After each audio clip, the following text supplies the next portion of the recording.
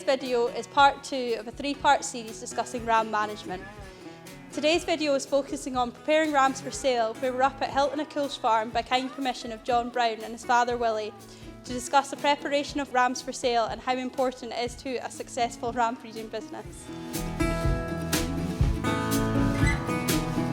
The preparation for Tups is key for our business because with Tups we've only one chance to sell them.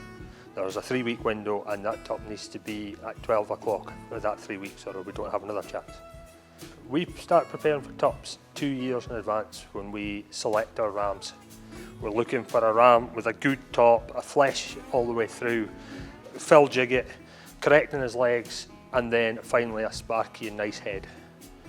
We're now looking for longevity in the pedigrees to try and get our flock to last longer and our rams to last longer with customers. We're running them on a grass-based system, so we're paying a lot of attention to grass, trying to keep them on the best grass from the day they're born right the way through to sale day, and they're taking priority to any other stock on the farm. We found the grass-based system was beneficial when we started buying grass-based rams ourselves. Our sheep started to do better because we was finishing all the lambs off grass. And within that, we discovered that if the rams or sheep in general have never seen feed, they don't look for it. So we was putting rams out to use, and they would go, they'd do their job, they would go and graze, and they'd come back in the same condition as when they went out. And that was a big benefit we had and why we wanted to start doing it ourselves.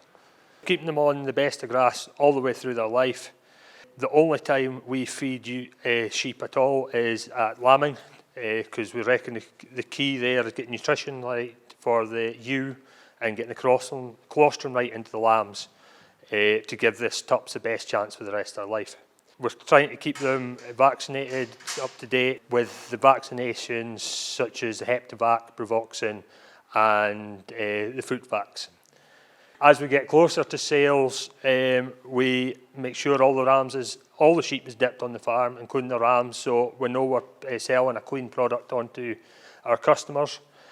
And then we're making sure these Tups are in the top form, making sure the feet's right, making sure that the mouths and everything's right, so we're not selling a Tup that's not able to go on and do the job. Leads us to the pre-sales where we start taking the rams inside overnight to get them onto a zero grazing, so we can keep rams up if the weather goes bad before the sales and during preparation of sales. I don't really dress my Tups as I present them for the sales with a wee bit of tidying up, a wee bit of colour. I do my own shearing, so hopefully there's no shear marks, but taking out any that I've left pre-sale. We started our ram breeding flock in 2010 with the intention of being grass only from the very beginning, after using grass-fed rams in our commercial flock at the time and realising that there was a market for them and how well they were done. To do that, we went into the sales to find the fleshiest sheep we can find and took them home and did a hard culling policy, where we found that the first few years we were culling over 30% of the ewe and ram lambs because they couldn't keep up on a grass-based system. And over the years, this percentage have dropped down to where now we're only taking out the lambs with faults rather than everything else. Other thing we've focused on now is our grass lays. We're doing more and more to try and keep the grass as good as we can, a lot more clover lays, and which has been benefiting our system as well. My top tips for breeders getting in is when you're buying your foundation females, buy from a dispersal or someone that knows that he's got your interest at heart. Try not to buy something that someone else doesn't want.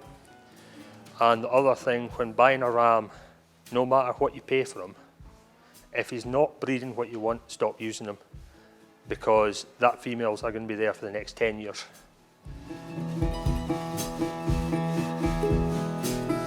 Thank you to John today for taking us through his ram breeding system and how important it is to get the preparation of rams correct for the successful performance of rams when they come to sale.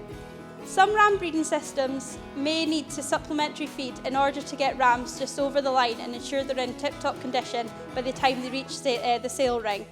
If you are supplementary feeding, Please make sure that feed is well balanced, has sufficient functional fibre and is also mineralised correctly to avoid situations such as urinary calculi or acidosis.